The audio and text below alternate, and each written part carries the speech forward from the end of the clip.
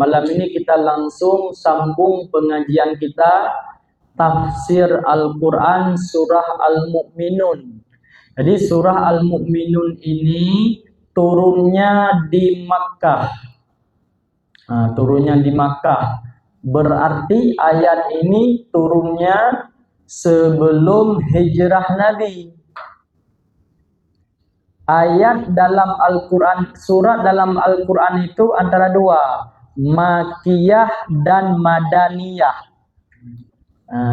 Kalau Madaniyah di Madinah, kalau Makkiyah di, bagaimana cara menandakan ayat itu, surah itu turun di Makkah? Pemahaman surat turun di Makkah sebelum hijrah Nabi. Sebelum hijrah Nabi. Kalau setelah hijrah Nabi, ayat tersebut, surat tersebut digolongkan surat Madinah, walaupun turunnya di Makkah. Walaupun turunnya di Makkah.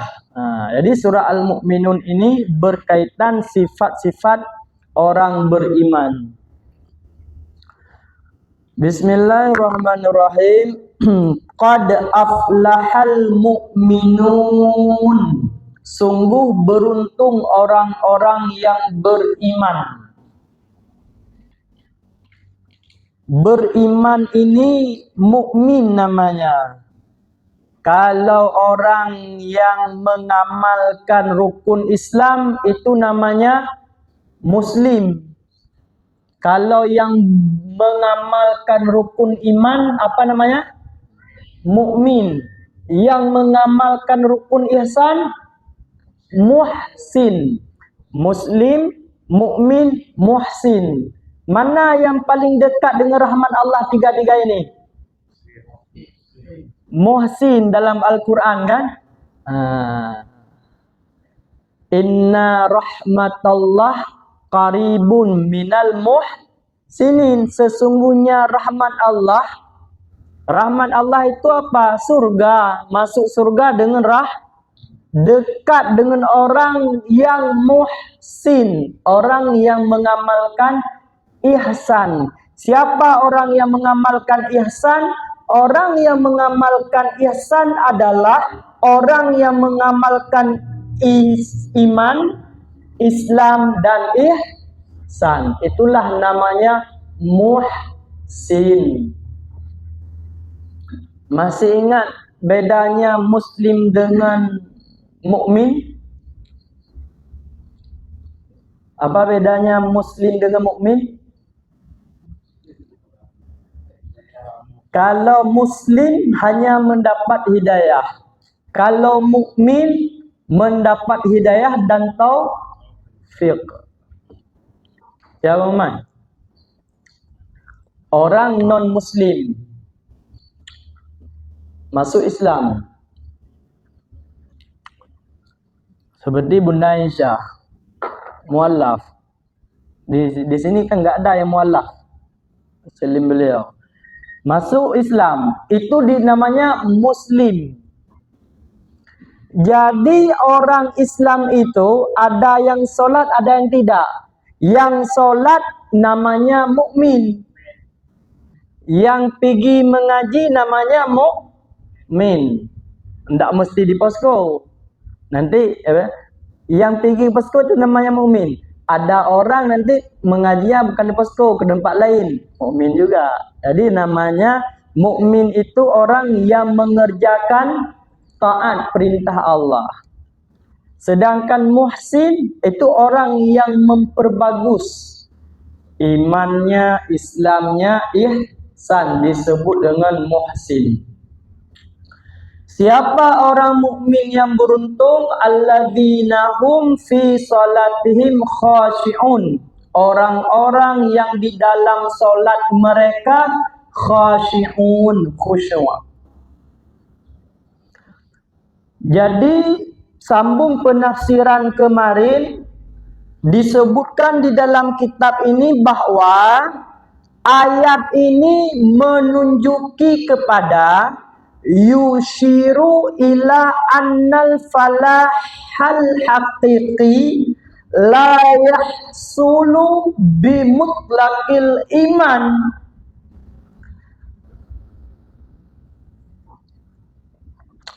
Kemenangan yang hakiki tidak diperoleh dengan semata-mata mutlak iman. Kita sudah beriman kepada Allah, sudah masuk Islam, sudah menjadi mukmin. Apakah orang tersebut sudah falah, sudah mendapatkan kemenangan? Belum. Bal, tetapi bil imanil haqiqi muqayyad bijami'i syara'il lati hiya mazkurah fil ayat.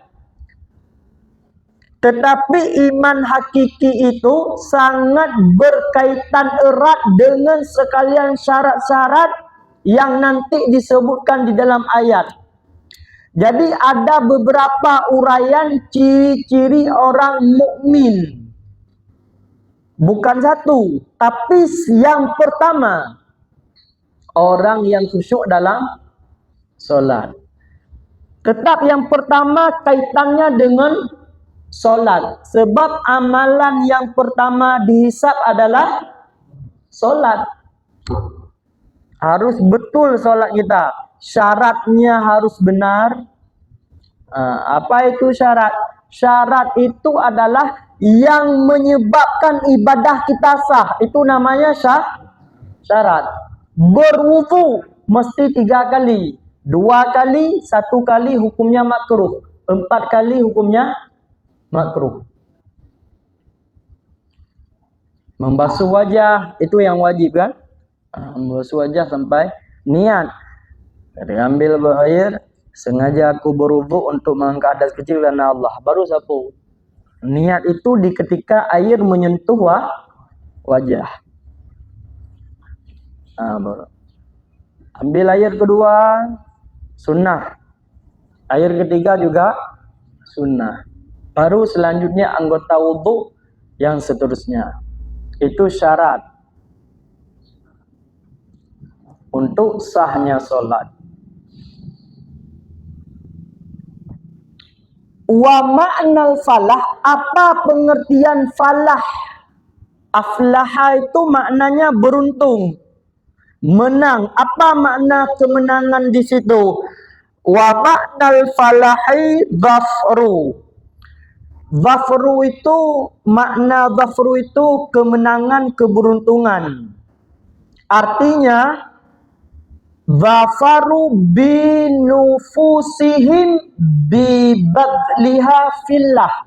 Artinya menang mereka orang mukmin binufusihim, dengan mengalahkan nafsu mereka dengan cara menghinakan nafsu, melenyapkan nafsu fillah, pada Allah.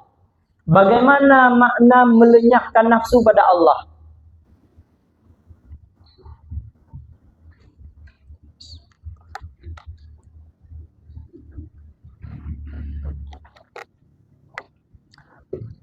Man arafa nafsahu faqad arafa. Barang siapa mengenal Allah, barang siapa mengenal nafsunya, dirinya, dia akan mengenal Allah. Jadi orang baru menang kalau dapat dia mengalahkan nafsu, melenyapkan nafsu dengan cara menghinakan nafsu fillah, dalam Allah. Bagaimana caranya? Pahami 7 sifat Allah. Sifat Allah ada berapa? Ada 20 yang wajib kita tahu. 20 terbagi 4. 20 terbagi berapa? Yang pertama sifat nafsiyah, wujud. Kemudian yang kedua sifat salbiyah. Sifat salbiyah adalah dengan sifat itu akan secara otomatis menolak sifat yang tidak patut bagi Allah. Apa yang tidak patut bagi Allah? Lenyap Allah, hancur Allah, itu enggak patut bagi Allah. Siapa yang menolak hancur itu tidak patut bagi Allah, sifatnya baqa. Dengan Allah bersifat baqa, otomatis lenyap hancur itu tidak ada bagi Allah. Jadi sifat salbiah itu ada 5. Qidam, Allah terdahulu. Huwal awal wal akhir, Allah itu yang awal dan yang akhir. Apa makna qidam? Makna qidam terdahulu, tidak diawali oleh awal. Kalau kita diawali oleh awal, kapan ada? Bang An, kapan ada? Hah? Bukan, tahun lahir. Tahun 83 berarti awal adanya kita. Kalau Allah tidak ada awal, qidam. Yang kedua sifat salbiah, baqa, kekal. Ini sifat 20 ini wajib kita tahu artinya, lawannya, dalilnya secara ijmal. Kalau itu kita tidak tahu, tidak sah ibadah kita. Itu disebut dalam kitab Kifayatul Awam. Baka tadi sudah. Wa yabqa wajhuzul jalali wal ikram dalilnya. Mukhalafatuhu lilha, Allah tidak sama dengan makhluk. Qiyamuhu binaf, Allah berdiri dengan sendirinya. Nah, ketika Allah disifatkan dengan qiyamuhu binafsih, Allah berdiri dengan sendirinya, apa maknanya? Allah tidak butuh kepada tempat dan Allah tidak butuh kepada sesuatu yang dikhususkan. Mana yang dikhususkan? Seperti manusia hidupnya di darat, ikan hidupnya di air, jin hidupnya ada tempatnya, malaikat ada alamnya. Maka ketika Allah bersifat dengan qiyamuhu binafsi, ini tertolak. Tidak butuh Allah kepada tempat, tidak butuh Allah kepada mukhassis. Ar-Rahmanu alal arsistawa, Allah di atas aras, bukan. Orang yang beriktikad Allah di atas aras, dia tidak paham qiyamuhu binafsih, dia tidak paham mukhalafatuhu lil hawadis. Kemudian wahdaniyah, esa Allah, esa pada zat, esa pada sifat, esa pada af'al. Maka tauhid tasawuf, bagaimana kita dapat mentauhidkan Allah ketiga-tiga ini. Esa Allah pada sifat, tidak ada sifat kita. Kudrah kita enggak ada, semuanya enggak ada. Esa Allah pada zat, zat Allah tidak sama dan zat Allah tidak tersusun seperti zat-zat kita. Dan esa Allah pada af'al, pada perbuatan. Wallahu khalaqakum wa ma ta'malun. Allah yang menciptakan kita dan perbuatan kita. Siapa yang bergerak, yang menciptakan gerak ini siapa? Allah. Jadi bukan gerak saya secara zahiriah. Itulah makna esa Allah dalam perbuatan. Orang yang sudah sampai tauhidnya pada tauhid af'al, zikirnya itu la haula wala quwata illa billahil. Itu zikir orang-orang tauhid af'al. Orang itu batinnya memandang apapun perbuatan, baik itu gerak atau diamnya makhluk, itu adalah perbuatan yang memandang batin, bukan mata. Mata cuma melihat, tapi batin yang memandang, itu perbuatan Allah. Mata memandang, itu perbuatan dia. Sebab mata ini zahir, menghukumkan yang zahir. Sedangkan Allah ghaib, Tidak bisa dilihat dengan mata. Maka yang menghukumkan gaib dengan gaib. Mana yang gaib? Batin kita. Kemudian sifat ma'ani 7. Kudrah, iradah, ilmu, hayat, sama basar kalam. Kudrah, kuasa, kemampuan Allah. Bagaimana kita memenangkan diri kita? Bagaimana cara memenangkan nafsu kita? Dengan cara mengalahkan nafsu dengan menghinakannya ke dalam Allah. Apanya yang kita hina? Kudrah kita. Masukkan ke dalam kudrah Allah. Tidak ada kudrahku yang ada kudrah Allah. Kalau kita tidak ada kudrah, lawan kudrah apa? Ajzu, lemah. Kalau kudrah maknanya kuasa, lawannya apa? Ajzu, lemah. Lemah itu sifat kita. Ketika kita mensifatkan diri, merasa diri lemah, berarti itu maknanya menghinakan diri, memuliakan Allah. Allah itu hebat kuasa. Kemudian sifat yang kedua, iradah. Allah yang memiliki keinginan. Lawannya apa? Terpaksa. Terpaksa itu sifat yang hina. Maka kalau Allah bersifat iradah, kita berarti sifatnya karahah. Apa makna karahah? Terpaksa. Apa makna karahah? Terpaksa. Kalau mengembalikan kepada hakikat, iradah kita bukan iradah kita, tapi iradah Allah. Kudrah kita bukan kudrah Allah, kudrah kita bukan kudrah kita, tapi kudrah kita. Datang ke posko ini sebenarnya ini terpaksa. Makna terpaksa apa? Tidak memiliki keinginan iradah. Tidak memiliki keinginan kita. Tetapi karena diiradahkan oleh Allah.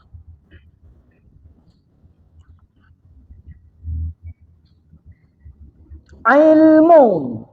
Allah bersifat ilmu, mengetahui. Lawan daripada ilmu apa? Jahlun, bodoh, jahil.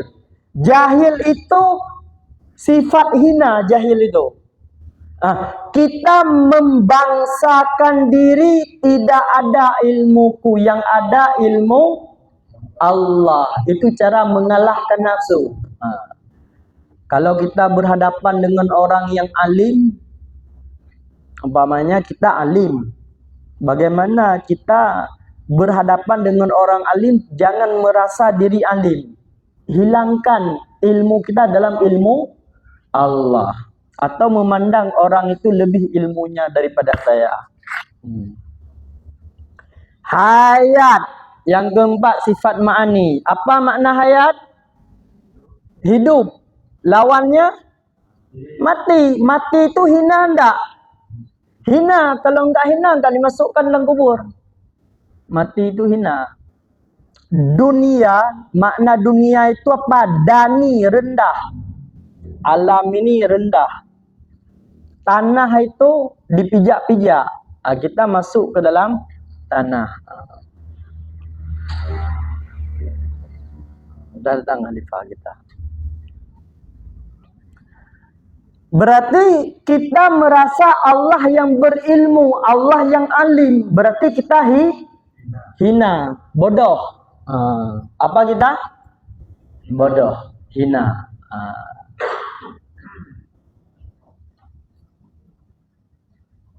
Apalagi sama. Apa makna sama? Mendengar. Lawannya apa?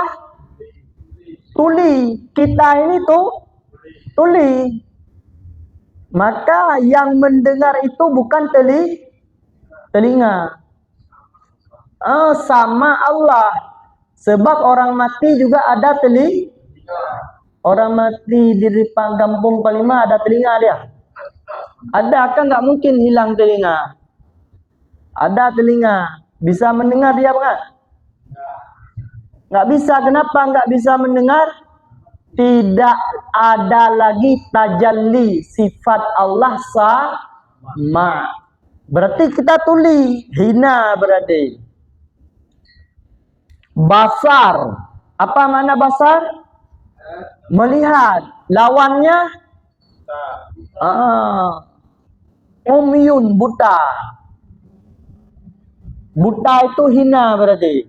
Itu sifat kita. Kemudian sifat yang terakhir ma'ani. Kalam. Apa makna kalam?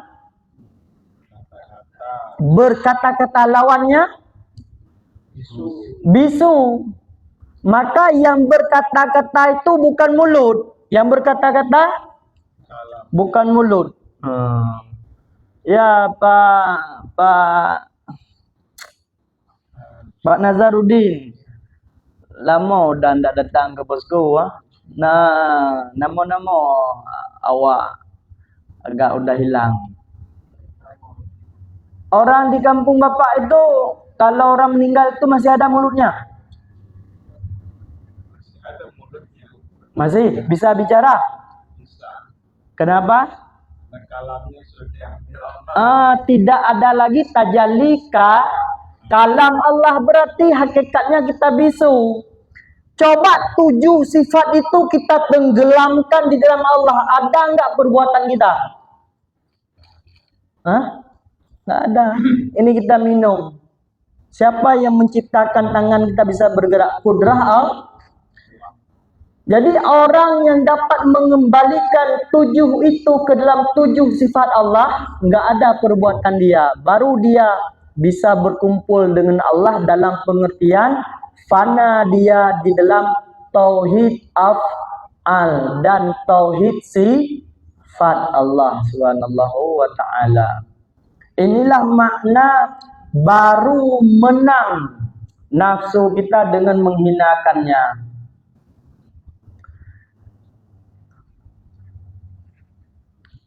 Alladzina hum fi salatihim khasyi'un. Barulah orang ini dapat khusyuk di dalam solatnya. Para sahabat Nabi banyak yang khusyuk itu. Sayyidina Ali, kemudian Abbad bin Bashir. Abbad bin Bashir itu dalam solat itu 3 anak panah tertusuk di tubuhnya. Khusyuk solatnya. Kita jangan anak panah. Digigit nyamuk aja sudah bermasalah dalam solat. Cuman dalam fikih, kalau orang ada penyakit kurap, itu dibolehkan, dimaafkan garuk. Sebab penyakit kurap itu memang gatal luar biasa. Sebenarnya kalau saya memaknai kurap itu bukan penyakit. Sebab saya waktu di pondok itu kelas 1 sampai kelas 7 itu ada kurap. Mandi dengan air kuning itu di Darussalam itu air kuning berdebu lagi. Mandi itu dengan air itu. Kalau cuci pakaian saring dulu. Kalaupun kita kasih obat masih juga paling 1-2 hari hilang. Itu ada kalau kawan saya itu kalau dia kasih obat kalpanak, dia kunci pintu, dia berteriak di dalam tu, aduh. Tapi setelah saya tamat pesantren, tidak perlu obat, hilang penyakit itu. Maka itu bukan, kalau bagi anak pesantren itu bukan penyakit, tapi itu ujian Allah. Panu itu ada juga. Tapi setelah lepas dari pesantren, hilang itu semua. Itu penyakit. Bukan penyakit. Ujian bagi anak pesantren. Memang anak pesantren itu harus ada itu. Kalau katanya anak pesantren itu bunga surga. Panu itu bunga surga. Kenapa dikatakan bunga surga? Bukan. karena munculnya tumbuhnya di dalam taman surga. Majelis ilmu kan taman-taman surga. Itu mana makanya dikatakan bunga surga. Khashi'un, makna khashi'un di sini khusyuk zahir dan batin. Ini malam ini khusyuk zahir saja. 10 minit lagi nanti ada yang jawab sejenak. Bagaimana khusyuk zahir? Ini kita ubah solat kita. Ubah solat. Makna ubah solat bukan ubah rakaatnya, tapi khusyuk zahir dulu. Sebab ada waktu zaman Rasulullah itu seorang sahabat bermain-main jenggotnya. Apa kata Rasulullah? Law khasha'al qalbu la khasha'al jawarih. Laki-laki ini kalau saja hatinya khusyuk, anggotanya khusyuk. Kalau kita sudah bergerak tangan kepada umpamanya menggaruk kepala, itu tanda hati tidak lagi khusyuk. Ammat zahiru, adapun bermula khusyuk zahir itu nisya maka fa khusyu'u ra'si bintikasihi, khusyuk kepala dengan menundukkannya kepala. Waktu solat kepala begini, bukan begini, tunduk. Ada orang solat begini kepalanya. Ada bukan? Ada solat begini kepalanya. Ada, bukan enggak ada. Itu tidak khusyuk kepalanya. Jadi khusyuk kepala begini tak. Yang kedua, wa khusyu'ul aini bi'in bima biha anil iltifat. Jangan pernah mata iltifat, lihat ke tempat sujud selalu, kecuali asyhadu alla ilaha illallah, yang berpindah mata bukan kepala. Ada orang asyhadu alla ilaha illallah, bukan, itu enggak khusyuk. Yang berpindah cuman mata saja. Asyhadu alla ilaha illallah. Melirik ke sini sampai habis tahiyat awal.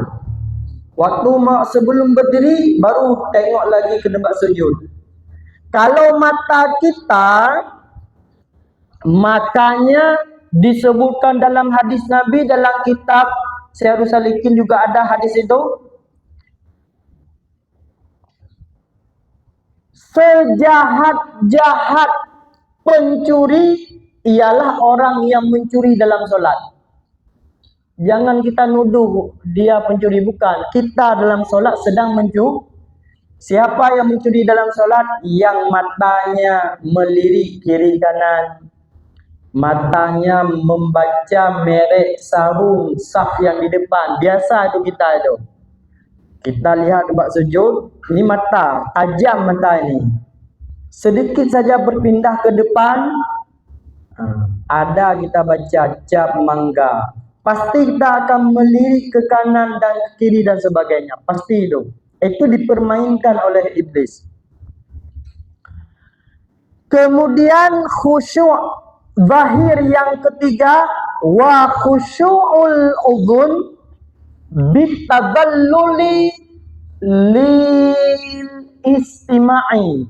Khusyuk telinga dengan menghinakan bagi pendengaran. Bismillahirrahmanirrahim. Telinga kita akan mendengar. Bagaimana cara menghinakan? Engkau yang maha mendengar ya Allah. Tidak ada samaku kecuali samamu. Jadi kita dalam solat itu aja yang kita ingat, bermukalamah dengan Allah, menghinakan diri. Yang keempat, wa khusyu'ul lisan li qiraati bil hudur. Ini kaitnya. dan khusyuk lisan untuk membaca bacaan dengan hadir hati kepada Allah.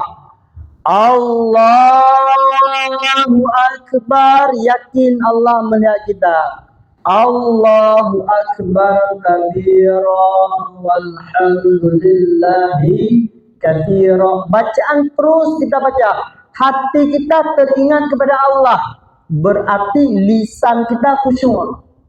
Nah, itu tanda lisan khusyuk. Yang kelima, wa khusyu'ul yadaini wad'ul yamin ala shimal bi ta'zimil kal abid. Yang kelima, khusyuk tangan meletakkan yang kanan ke atas yang kiri dengan penuh ketakziman seperti hamba, seperti budak di depan Allah. Allahu Akbar, tangan kita letakkan dengan penuh ketakziman, mengagungkan Allah. Bagaimana cara takzim kita kepada Allah? Jangan berpindah tangan kepada selain gerakan dalam solat. Gatal di kepala, tahan. Gatal di badan, tahan. Itu untuk memperoleh khusyuk zahir. Yang keenam, khusyu'ud dhahri bi'in hinaihi firqu'i mustawiyan. Khusyuk yang keenam dengan membungkukkan punggung pada rukuk dalam keadaan sama. Waktu rukuk itu, rukuk yang sempurna sama antara kepala dengan punggung kita. Seandainya kita letakkan papan di atasnya, lalu kita letakkan air, sungguh air yang penuh tidak akan tumpah. Terlalu turun ketika rukuk, makruh. Begini orang rukuk. Ini makruh. Kepala begini. Atau terlalu terangkat. Itu makruh juga, harus sama. Bagaimana cara menyamakan? Tangan mesti di sini. Kalau tangan sudah ke bawah, itu dah enggak pas. Kalau tangan sudah di sini, enggak pas. Tangan kalau sudah begini, punggung sudah pas. Ini sudah pas. Subhana rabbiyal a'la. Wa bihamdih. Jangan kita baca subhana rabbiyal a'la wa bihamdih. Subhana rabbiyal a'la, itu salah. Yang benar subhana rabbiyal a'la. Mati ain. A'la. Kita sering tidak memperhatikan itu. Subhana rabbiyal a'la wa bihamdih. Siratal ladzina an'amta alaihim. Salah, enggak sah solat. Khusyuk, bukan khusyuk itu, enggak sah solat. Apa khusyuk? Siratal ladzina an'amta. Buka mulut. Kalau shin, jangan Al-Fatihah, a'udzubillahi minasyaitonir. Bukan makna itu. Enggak ada makna a'u. Yang ada makna a'udzubillahi minasyaitonir. Mulutnya itu seperti pantat ayam. Memang kalau orang baca Al-Quran itu mulutnya enggak bisa diindahkan mulutnya. Ada yang bibirnya begini, ada yang macam-macam mulutnya itu. Untuk memastikan makhrajul huruf. Kemudian khusyuk yang ketujuh, wa khusyu'ul farji binafil khawatiri syahwaniyah. Khusyuknya faraj, kemaluan, dengan menafikan, menghilangkan ingatan-ingatan syahwat. Yang kedelapan, khusyuk dua tumin bi itbatihima alal mawdi', dengan menetapkan tumit di atas tempatnya wasukunihima anil harkat, dan diamnya tumit daripada bergerak. Orang kalau kakinya sudah bergerak kiri kanan itu enggak khusyuk. Zahirnya tidak khusyuk, batinnya juga tidak khusyuk.